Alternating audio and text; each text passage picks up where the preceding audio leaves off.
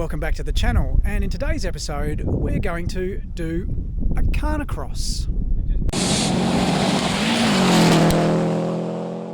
Unlike most of our Khanacross videos, and we do produce a few of them, this is going to be a little bit different. It's a bit of a competitor's eye view of what actually goes on in a Khanacross and how it all goes together. Now for this event, I was lucky enough to be able to compete, something I haven't done very regularly for a fairly long time. Normally I'm running them. In this particular case, Tiana took on the reins to run her first Khanacross, and it allowed me to make this video. Having already entered online and then turning up at the venue, you then show your documentation, which is really just getting your license checked by the officials to make sure it's all good, and then you're off to do scrutineering of your car, which is what we're doing here with Bob. What's going on under here, eh? You've got their own tent set up over there. What's that all about?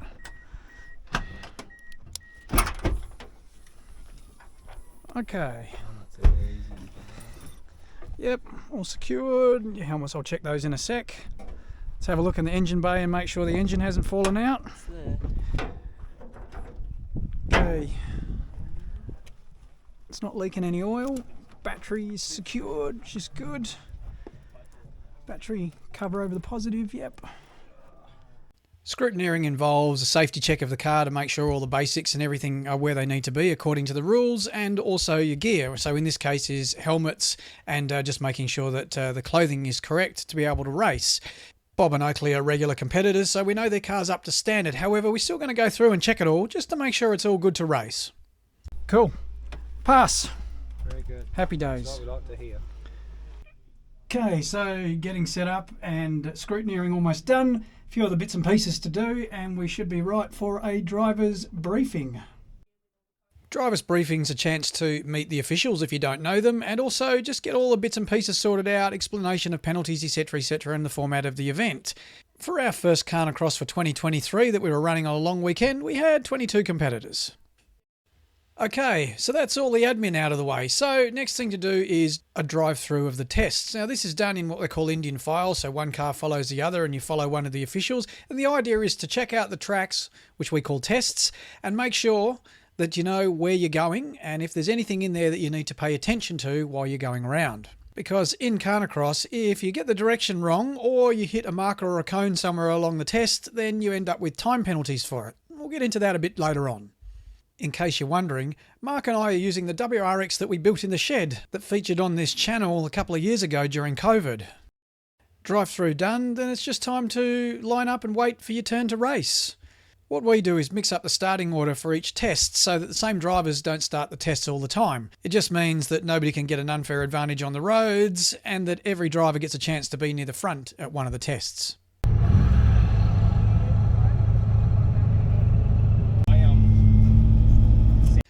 So usually there's quite short periods between your runs, so you get your gear on and get ready to race. This is my in-car from test 1.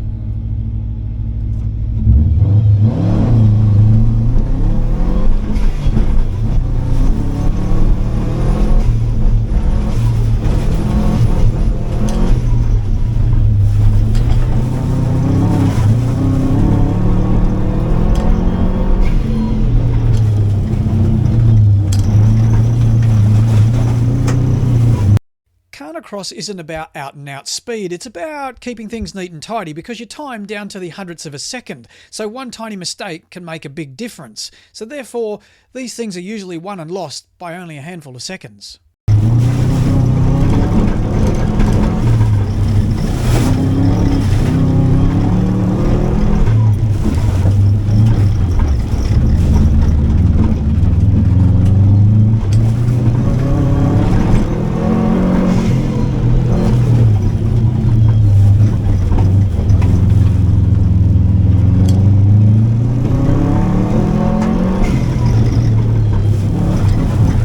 Unlike a rally, you have to start and stop in a garage. Now the garage, in this case the 6 cones that you see here, you've got to stop in there completely when you finish the test. If you don't, you end up with a time penalty. Because I was competing on this one, I didn't get much of a chance to film a lot of the other competitors. However, if you are wondering, yes, this is the Galant VR4 that featured on the channel when we were building it last year. This was the first event in the weekend to give the car a good shakedown ahead of the start of the 2023 rally season.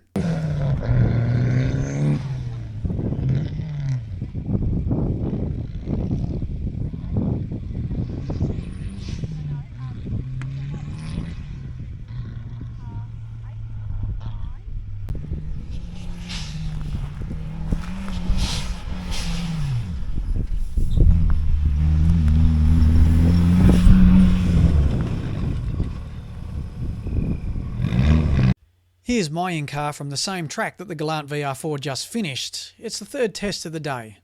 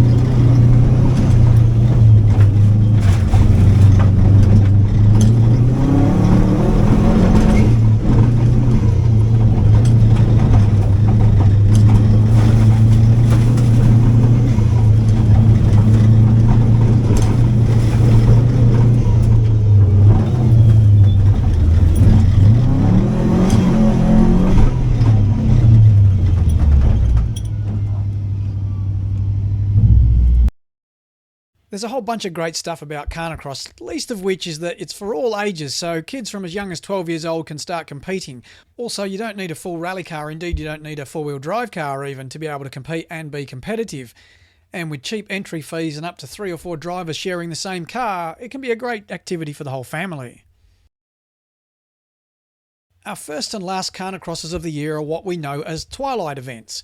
They start in the late afternoon and run half the tests or more in the daylight and then run into the dark. In this particular case, we ran 5 tests during daylight and another 3 tests in the dark.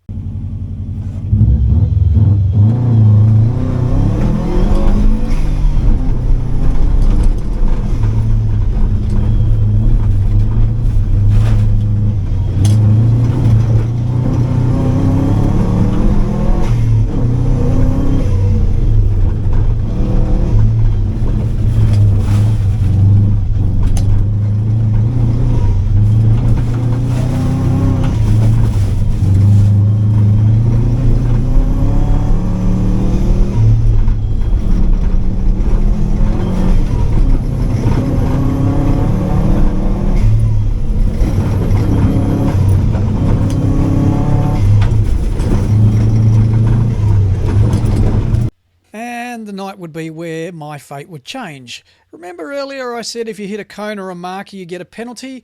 Well, on the very last test I managed to clip a tyre. I didn't see it on the test, but everybody else watching saw it, and so I copped a 5-second penalty. And showing just how close the results are at these events, Mark won the Khanacross by 0.5 seconds.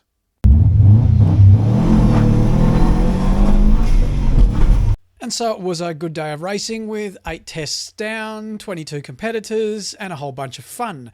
Well done to Tiana on running her first Khanacross. It all ran very smoothly. We had no dramas. Thanks very much for watching this episode. I hope you liked the competitor's eye view of the Khanacross. Please like and subscribe and we'll catch you again soon. Cheers.